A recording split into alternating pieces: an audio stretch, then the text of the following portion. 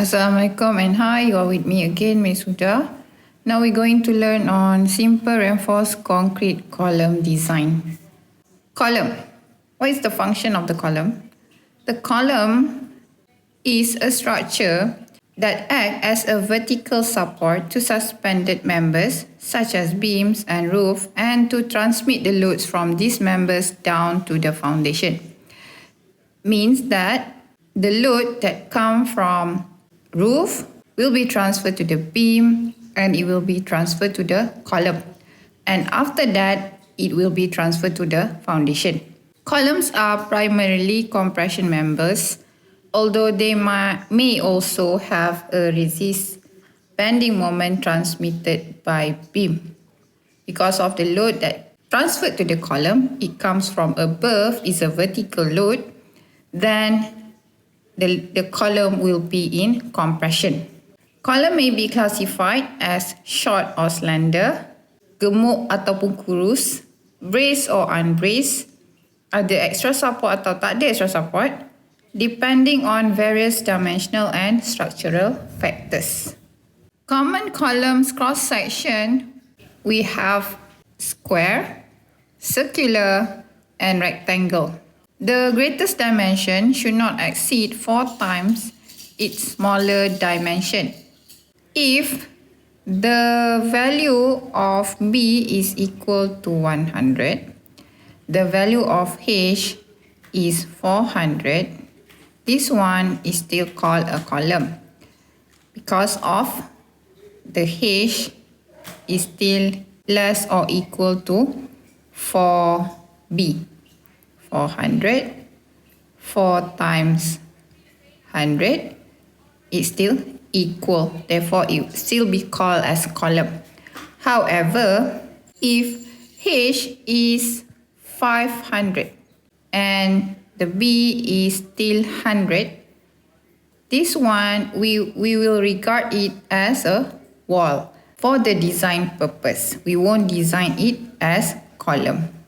Failure modes of column. Column may be failed in one of the 3 mechanisms. One is compression failure of the concrete steel reinforcement. It most likely to occur to the column which are short and stocky. And another one is buckling. It is most likely to occur to column which are long and slender. This is what happens when the column is buckling. It is slightly bent to the other side of the column. And this is the failure mode that happened to the short and stocky column due to the failure of concrete and steel reinforcement because of the compression. To avoid such thing like this happen, okay, we will provide the lateral reinforcement.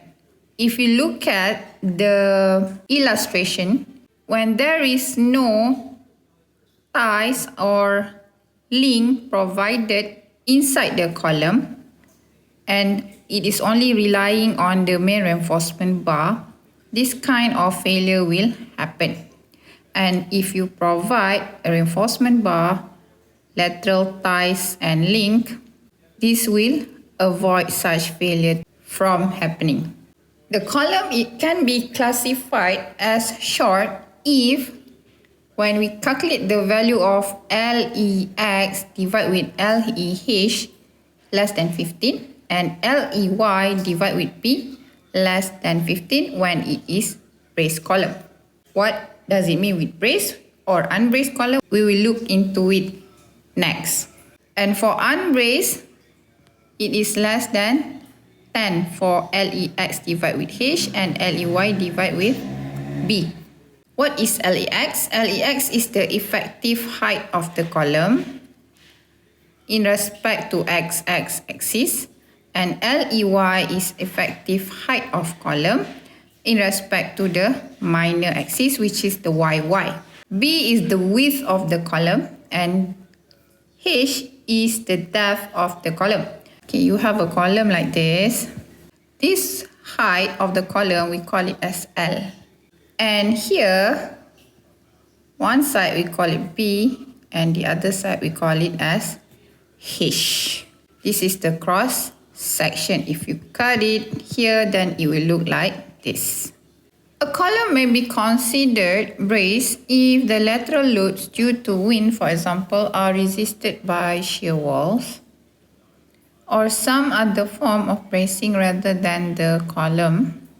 For example, all the columns in the reinforced concrete frame shown in the figure are braced in the direction of Y because there is a shear wall in Y direction. A column may be considered to be unbraced if the lateral loads are resisted by the sway action of the column. For example, all the columns shown in figure are unbraced in X direction. So here it is unbraced in X direction because there is no shear wall. In this figure, it shows that it is braced in all directions due to there is a shear wall inside the building. Shear wall may be used, for example, for elevator shaft, and in this figure, it is unbraced in both directions due to unavailability of shear wall in the building. The effective height, which is LE, as what we see here, of a column in a given plane is obtained by, whether in X or Y direction, multiplying B, which is the function of the fixity at the ends of the column, with the clear heights between lateral restraint. Function of the fixity at the ends of the column depends on the type of connections between the column and the beam. There are three conditions, which one signifies that the column end is fully restrained, 2, it is partially restrained, and 3, if it is nominally restrained. And the value will be, if it is fully restrained, it is 0.75. If it's partially restrained, it is 0.85. And if it is normally restrained, it will be 1.0. Fully restrained, which is the end condition number 1. The end of the column is connected monolithically to the beams, meaning dia connected secara fix dengan beams. Dia menjadi satu elemen on either side, which are at least as deep as the overall dimension of the column in the plane considered. So the depth of the beam must be bigger or equal to the depth of the column. When the column is connected to the foundation, it should be designed to carry moment, because when it is fixed, therefore the foundation must have the capability to resist moment.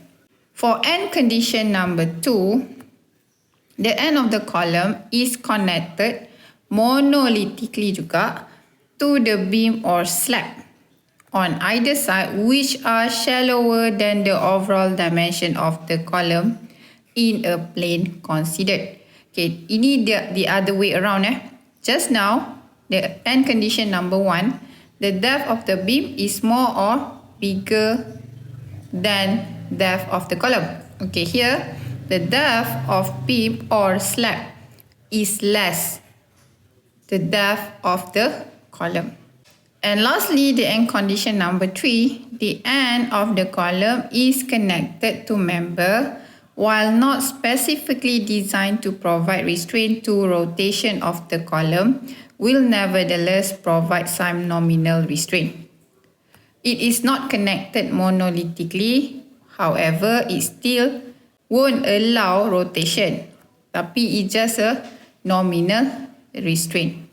Nominal restraint between beams and column, for example, beam design and detail as if simply supported. For example, if you're using hinge or roller, then it is under this and condition number 3.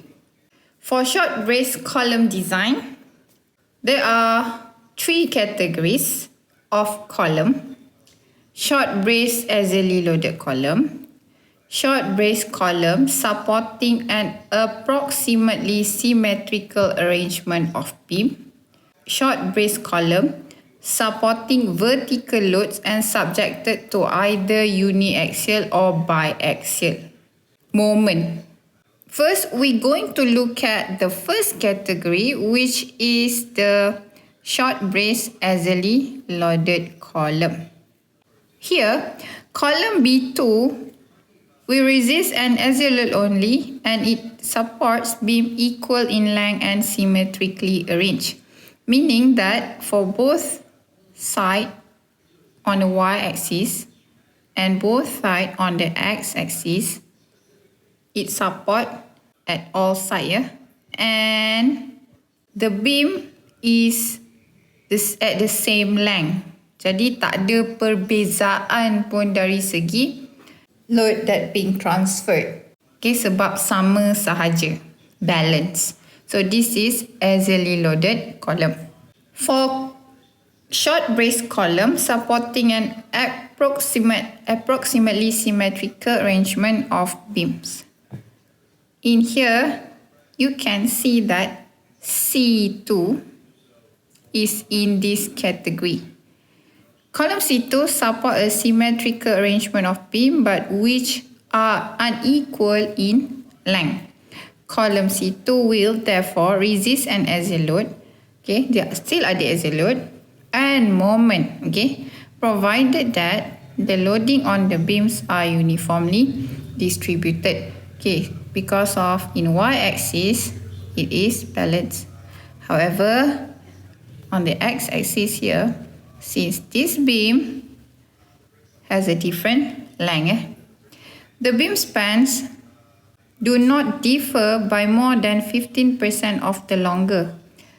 The moment will be small. So kalau beam yang lebih panjang ni tak lebih daripada 15% panjang dia daripada beam yang pendek ini, okay, moment dia akan kecil sahaja dan biasanya kita akan ignore. But kalau the beam is exceed 15% lebih panjang compared to the shorter one, then dia akan ada moment yang lebih besar lah, and kita tak boleh ignore. Last category is column resisting axial loads and uniaxial or biaxial bending moment. If condition A and B are not satisfied, meaning not as B2, not as C2, okay, the moment here become significant and the column may be required to resist an axial load and uniaxial bending. For example, you have A2, B1, B3, C1, C3 and D2. Okay, what is the similarity between this column? Okay, if you see that it must have the axial load, so all the column will have axial load being transferred to it. Okay, however, this one, these two beams is similar. Maksudnya dekat satu side dia sama, which is the y-axis sama. However, for x-axis, it has only uniaxial bending because only one beam at the x-axis, one side sahaja. Similar with this one, it's only have one side and the other two side balance. And this column also one side, okay, and the other side tak ada beam. Unless ada lagi satu kat sini, lain cerita. Tapi tak ada, therefore it is in this category. Similar with B1, D2. Next, an axial load and biaxial bending. This happened to column A1, A3, D1 and D3. Because only one side for each axis, there is a beam yang transfer the load to the column. Right? Therefore, it will be under this category. Now we look at the formula for short brace axially loaded column. In your syllabus, you will not learn or we will not do the calculation for category 2 and category 3 of short brace column. Kita akan tengok on the one yang with axially loaded column only with no moment. Okay. Column C2 supports beam which are equal in length and symmetrically arranged. Provided the floor is uniformly loaded, column C2 will resist an axial load only, no moment. The ultimate compressive load is obtained from the following expression. So this is the formula. N is the ultimate axial load, meaning that how much load that can be transferred to the column. AC is the net area of the column. It means that this is the area of concrete. ASC is the area of longitudinal reinforcement, meaning that is the main reinforcement. You have 4, for example, inside the column, so that is the longitudinal reinforcement, the main reinforcement. FCU is the characteristic strength of the concrete, and FY is the characteristic strength of reinforcement, the main reinforcement or longitudinal reinforcement. The strength of the reinforcement is still the same. We still use 250 for the hot roll mild steel and 460 for the high yield or high tensile steel. And the concrete compressive strength masih sama takkan berubah. For column, the minimum concrete grade is 35. And we will still use this table to calculate for number of bars. There is a requirement for the link or the ties. The diameter of the link should not be less than 6 mm because that is the smallest size. So takkan boleh jadi lagi rendah dari 6. Or 1/4 of the diameter of the largest longitudinal bar.